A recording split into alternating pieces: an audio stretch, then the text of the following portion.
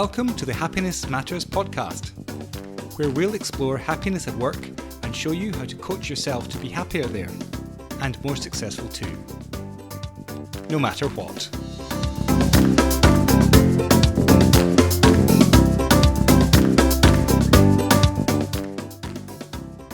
Welcome to our Happiness Matters coaching journey, everyone. I'm Julia Seal, your coach, and I am delighted to be here with you. And thank you for joining me every Tuesday as we explore together what it means to be happy and successful in our lives, no matter what. Last week, we wrapped up a deep dive into how to coach our feelings of unhappiness. It was a mini coaching journey focused entirely on our negative emotions, where I shared a way to work with your negative emotions to coach yourself at a transformative level. And on this journey, we unpacked how to process and truly feel our negative emotions on purpose. We learned how to unearth what's actually behind them, driving them, and how to use them to our benefit. Not only to feel better in the moment now, of course, but as the tool to our long-term, long-lasting happiness and success.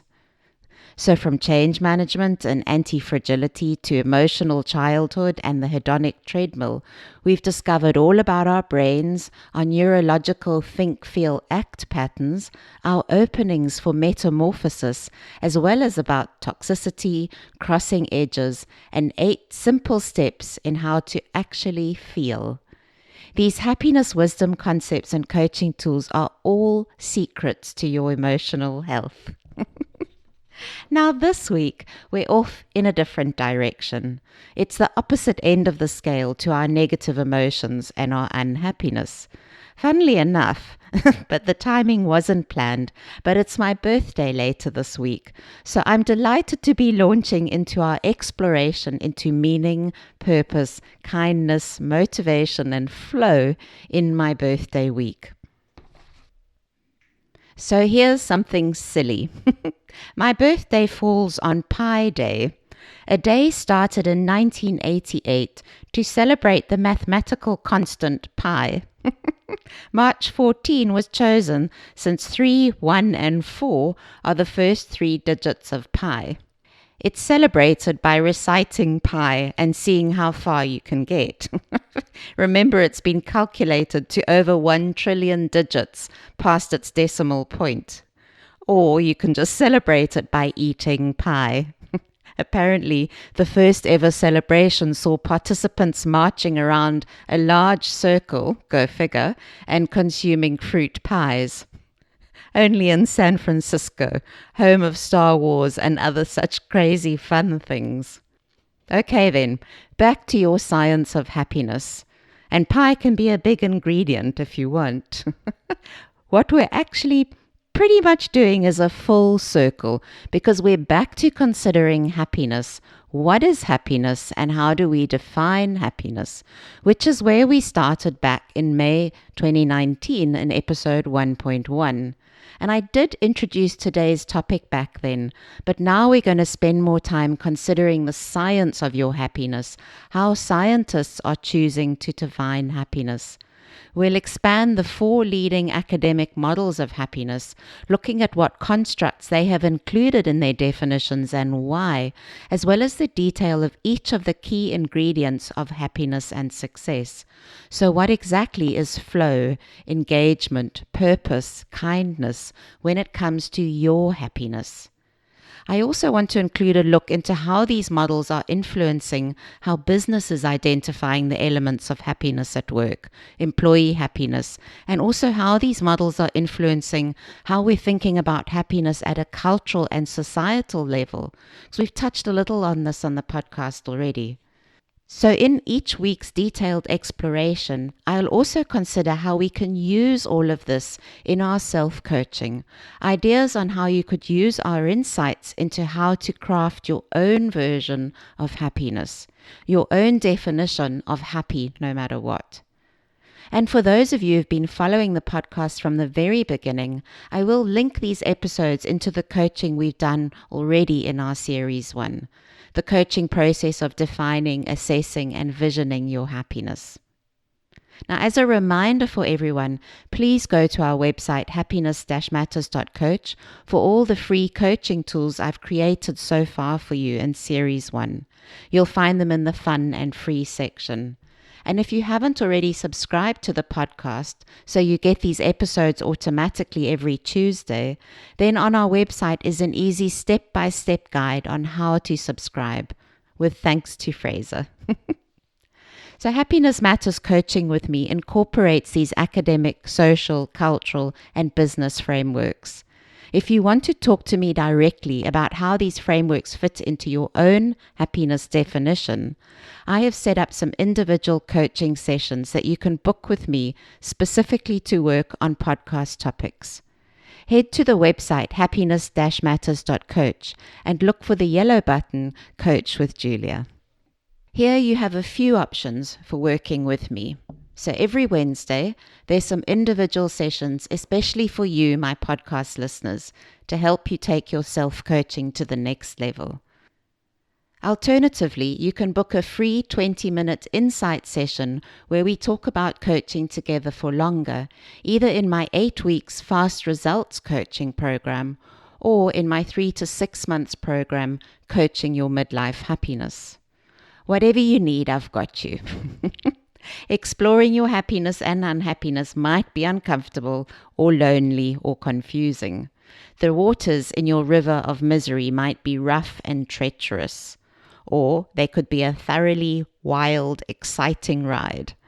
Okay, so models and frameworks of happiness. Let's look at this with some perspective first before we dive into the first offering from the study of the science of happiness.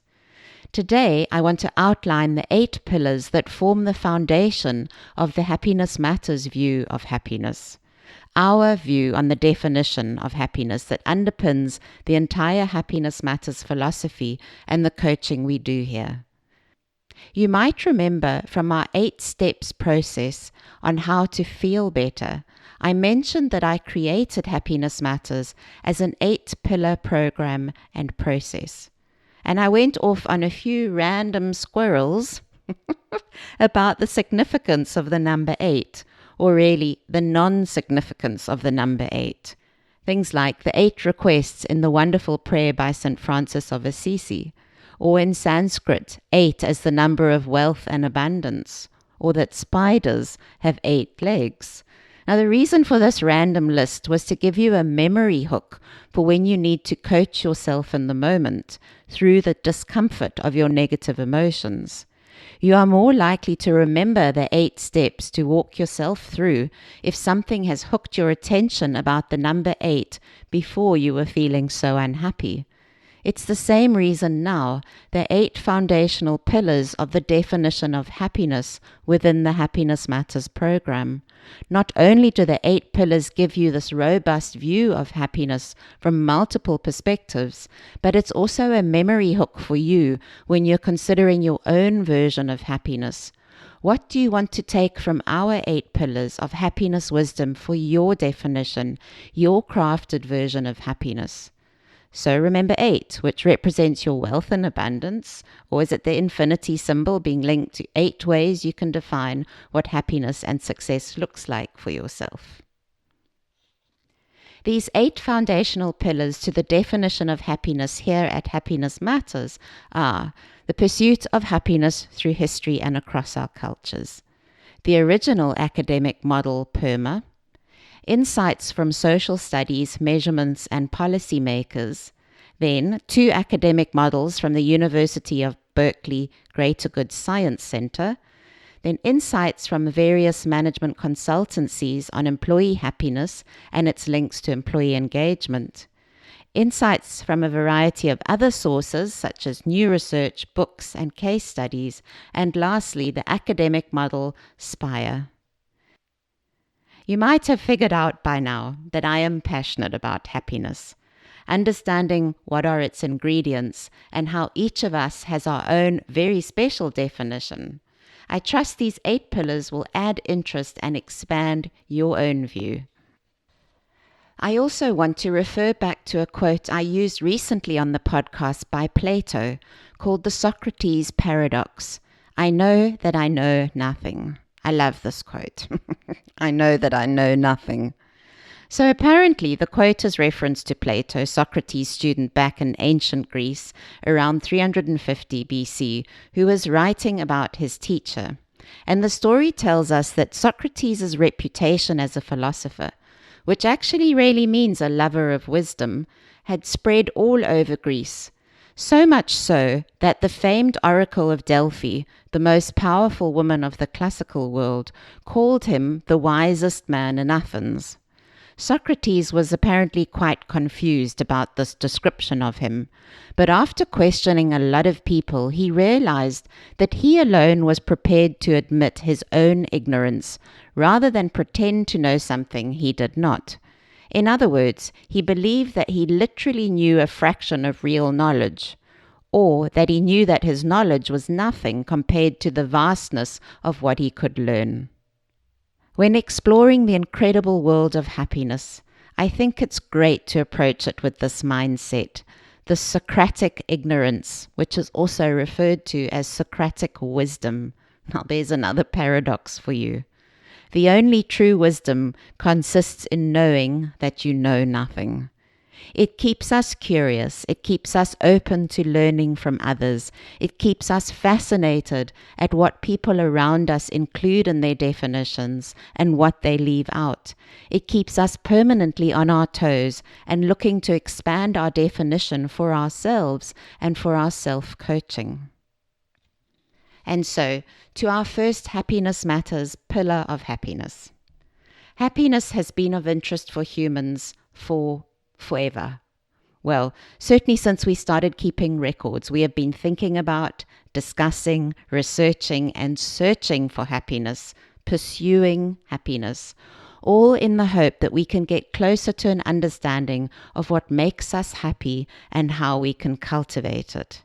Our very first episode, 1.1, How Happy at Work Are You?, gave you a taste of this, where we looked at how happiness has been shaped by our various languages, by philosophers such as David Hume and Aristotle, by religious thinkers such as Al-Ghazali, Thomas Aquinas, and the Dalai Lama, and by politicians such as Thomas Jefferson. The next episode, 1.2, Your Happiness, Snakes and Ladders Journey, looked at our cultural influences from music, TV shows, movies, comic strips, our family and friends, and even by Coca-Cola telling us to taste happiness and choose happiness. Looking back to learn more about how we've come by our beliefs and thoughts about happiness is a real joy for me. So far in the podcast, I've even had fun looking at who's behind the iconic yellow smiley face and where our emoji communicators come from.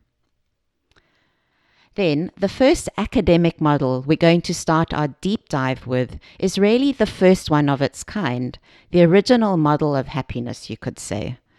This is psychologist Martin Seligman's model of well-being called PERMA, and his work forms the second foundation to our definition of happiness. Professor Seligman is considered the father of positive psychology.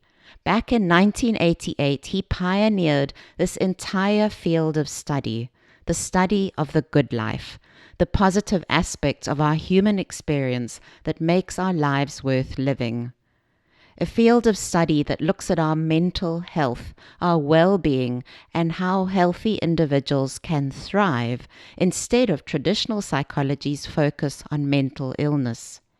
In the PERMA definition of happiness, positive psychology's leading scientific model of happiness, he includes positive emotion, engagement, relationships, meaning, and achievement. The next body of work is our third Happiness Matters pillar of happiness. It includes the insights we are learning from the ongoing study and application of happiness models and tools out in the world. We look at studies into happiness, such as the longest-running study in happiness, the German Socio-Economic Panel Survey, a collection of statistics that represents the largest and longest-standing series of observations on happiness in the world. It's been running since 1984. We look at measurements of happiness, such as Cantrell's Ladder and Gallup's United Nations Annual World Happiness Report. We consider how business leaders, country leaders, and public policy are addressing the happiness of entire groups of people. Initiatives such as the new model to measure countries' success, so not just traditional GDP, but now GNH, Gross National Happiness. Even the work going on at Wahasu right now from this Friday. How cool is this? Right over my birthday, there's a World Summit, an annual conference about happiness and well-being. Wahasu, the World Happiness Summit, is an annual conference, this year with more than 35 speakers from 40 countries, that explores how we understand and experience the science of happiness. It looks at new insights into the habits for a sustainable happiness practice and aims to grow the global happiness movement. This year it's in Miami, Florida, and they're focusing on mindfulness, healthy living practices, purpose and meaning, belonging and community, finances, and strong supportive relationships. I think there's a traveling birthday present in here for me sometime soon. The second and third academic models come out of the San Francisco-based University of Berkeley's Greater Good Science Center. The Greater Good Science Center was founded in 2001 and is at the forefront of exploring the roots of happy and compassionate individuals, strong social bonds, and altruistic behavior. As they call it, the science of a meaningful life. And as part of the university's research unit, the 1927 Institute of Human Development, they sponsor groundbreaking scientific research into social and emotional well-being. What makes the Greater Good Science Center unique, because positive psychology research is now getting established at universities worldwide, is how committed they are to sharing this work with individuals, businesses, and policymakers. The center's founding mission looks to support cultural shifts in the way we view human nature, how we understand the sources of true happiness and value connections to each other, all to promote a kinder and more compassionate society. Wonderful work. I first came across the Greater Good Science Center when I attended a coaching conference with New Ventures West in San Francisco in 2013. I was lucky enough to sit next to an amazing man who was attending the conference as a good friend to the founder of New Ventures West and the founder of my coach training in the integral methodology, James Flaherty.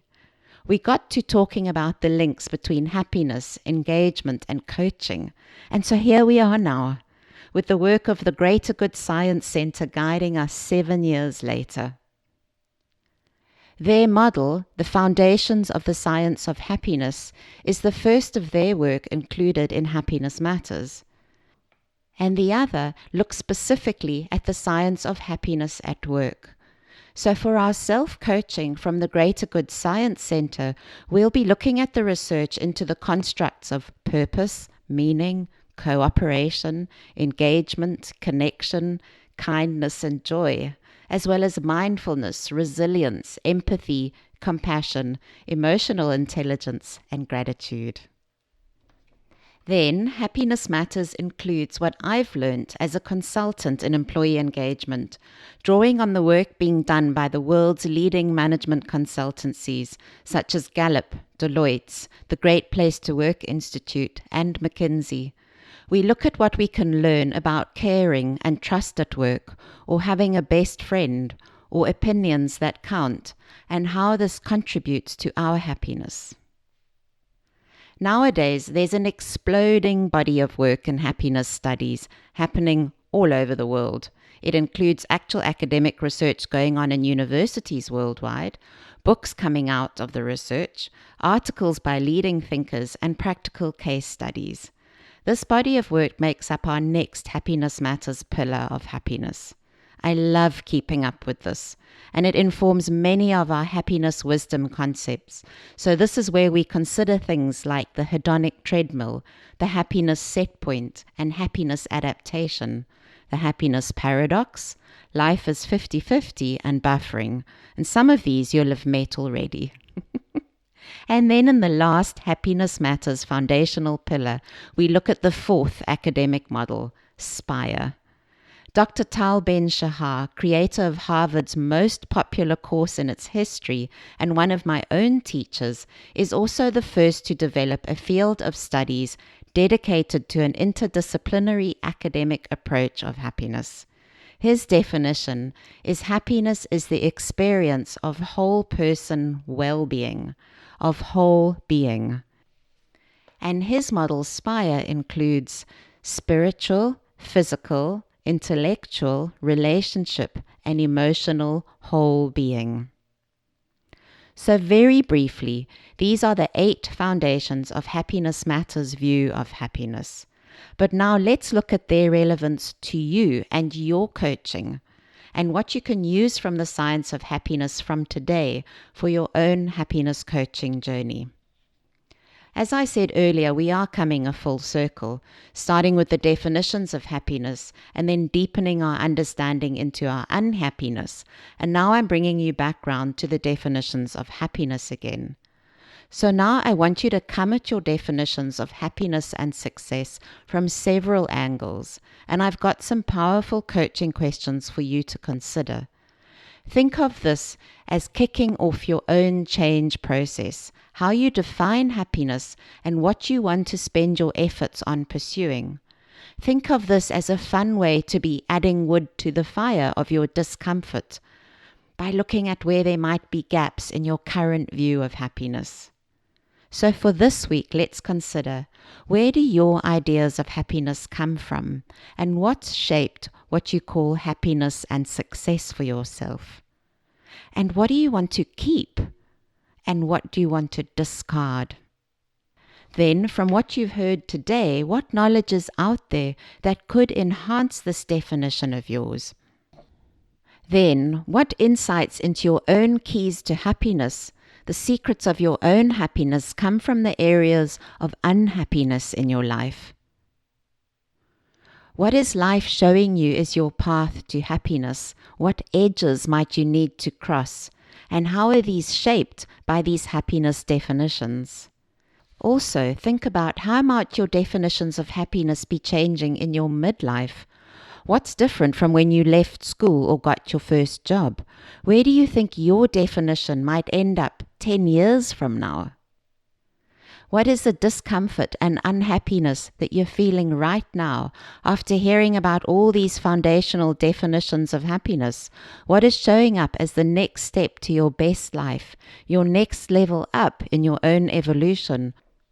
What's calling you to coach on so that you can step into the next best version, the next happier version of yourself? Big questions. To help you with these questions, please go back and listen to some of our past episodes. There's some wonderful content here for you already. I'd go back and listen to these ones in particular.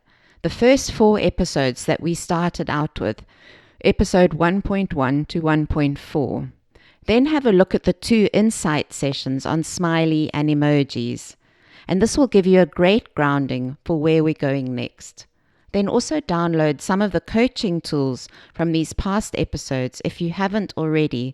So these ones in particular, the coaching tool of the Happiness Ladder, your future vision, and the Snakes and Ladders game board of your life.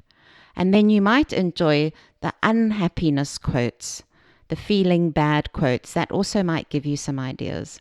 And of course, I'll put all these suggestions in the show notes for this episode on our website, Happiness-Matters.coach. So just to wrap up today, we've had a brief look at the 8 foundational pillars of the Happiness Matters view of happiness that we're going to be looking at in more detail over the next few episodes, from PERC to SPIRE, from Q12 and Trust to Whole Being, and more specifically the top 4 academic models of happiness. And at each step of this exploration, there are coaching questions and references and tools to help you learn how to coach yourself, how to use the wisdom from the field of happiness studies for yourself every day. And finally, so you know where we're going, all this leads to our final session of Series 1, Defining, Assessing and Visioning, where we can wrap up what we've been doing for the whole previous year on the podcast, before we head off into Year 2, Series 2 on Brain Management.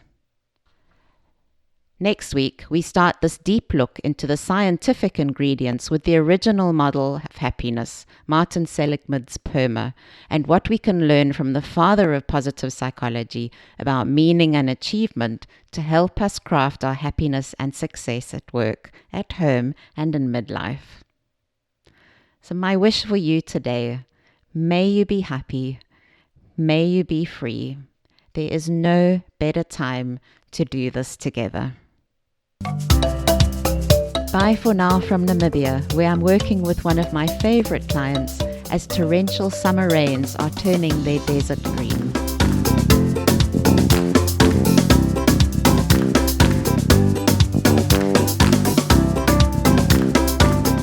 Thanks for joining us on this Happiness Matters podcast. Do join us again here next week on Tuesday. You can subscribe to this series at Apple Podcasts on iTunes, or you can sign up for it on our website, Happiness-Matters.coach. That's Happiness-Matters.coach. COACH. Also, you can join our conversation on Facebook by following us there.